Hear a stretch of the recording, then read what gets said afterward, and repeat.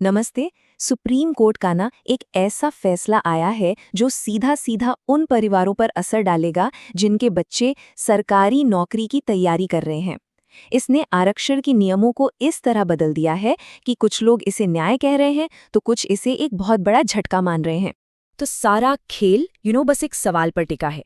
क्या आरक्षण का फायदा सिर्फ एक बार मिलना चाहिए या कोई कैंडिडेट अपनी सुविधा के हिसाब से इसे बार बार इस्तेमाल कर सकता है? इसी एक सवाल के जवाब में पूरा का पूरा सिस्टम ही बदल गया है। चलिए इसे समझते हैं। तो चलिए सबसे पहले ये समझते हैं कि आखिर ये ऐतिहासिक फैसला है क्या चीज़। आसान शब्दों में इसका मतलब क्या है और ये काम कैसे करता है, चलिए देखते हैं। देखिए, सुप्रीम कोर्ट ने एकदम क्लियर कर दिया है, अगर कोई कैंडिडेट चाहे वो एससी, एसटी या ओबीसी कैटेगरी से हो, एग्जाम की किसी भी स्टेज पर एक बार भी आरक्षण का फायदा लेता है तो वो आखिर में जाकर जनरल कैटेगरी की सीट पर दावा नहीं कर सकता। इसे ही सिंगल यूज रिजर्वेशन कहा जा रहा है। मतलब सीधा सा है, आरक्षण एक सेफ्टी नेट है, कोई स्विच नहीं कि जब मन किया ऑन कर लिया, जब मन किया ऑफ कर दिया। अगर फायदा लेना है तो एक बार एक ही कैटेगरी में। यही इस पूरे फैसले का निचोड़ है। अब ये सुनने में जितना सिंपल लग रहा है ना, असल में इसका असर बहुत गहरा है। पहले क्या होता था और अब क्या होगा, इसको समझने के लिए एक उदाहरण लेते हैं। उससे पूरे पिक्चर क्लियर हो जाएगी। मान लीजिए कोई भी एक आम सरकारी परीक्षा है, जैसे एसएससी सीजीएल। अब इसमें मोटे तौर पर 2 स्टेज होते हैं। पहला प्रीलिम्स, और अगर वो पास कर लिया तो दूसरा मेंस। पहले ना कुछ राज्यों में एक बड़ा अजीब सा खेल चल रहा था। सोचिए, एक ओबीसी कैंडिडेट है, प्रीलिम्स में इतने बढ़िया नंबर ले आया कि उसने जनरल कट ऑफ ही पार कर लिया, तो उसे जनरल कैटेगरी का मान लिया गया। लेकिन अगर मेंस में उसके नंबर कम रह गए तो वो क्या करता था, वापस अपनी रिजर्व कैटेगरी में चला जाता था और नौकरी ले लेता था। सुप्रीम कोर्ट ने इसी लूपहोल पर ताला लगा दिया है पूरी तरह से।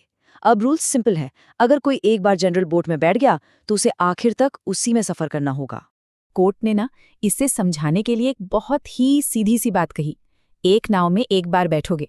मतलब कोई एक ही टाइम पर आरक्षित और सामान्य दोनों नावों की सवारी नहीं कर सकता, अपना रास्ता शुरू में ही चुनना होगा। तो जाहिर सी बात है, इतना बड़ा बदलाव आया है तो इसका असर भी बड़ा होगा।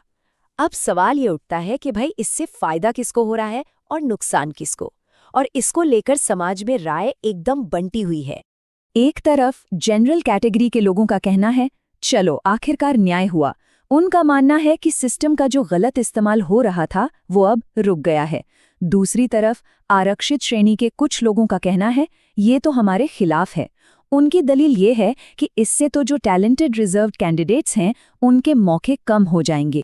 तो फिर सच क्या है? देखिए, इस मामले को एनालाइज करने वाले सोर्स का मानना है कि ये फैसला किसी एक तरफ नहीं है, ये न्यूट्रल है।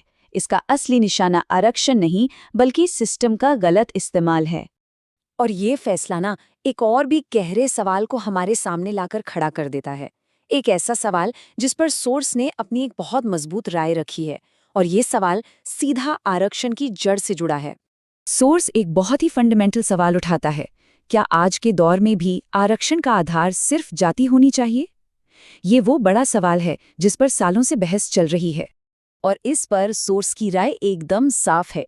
आरक्षण जाति के आधार पर नहीं बल्कि आर्थिक यानी इकोनॉमिक स्टेटस के आधार पर मिलना चाहिए। सोर्स सिर्फ सवाल उठाकर छोड़ नहीं देता, बल्कि एक पूरा ऑल्टरनेटिव सिस्टम भी सुझाता है। उनके मुताबिक जिन स्टूडेंट्स के परिवार की सालाना इनकम मान लीजिए 2 लाख रुपए से कम है, उनको बिना जाति देखे फ्री कोचिंग, फ्री किताबें, फ्री एडमिशन, मतलब हर तरह की पढ़ाई में मदद मिलनी चाहिए। मकसद साफ है, मदद जरूरत के हिसाब से मिले, जाति के परमानेंट टैग पर नहीं।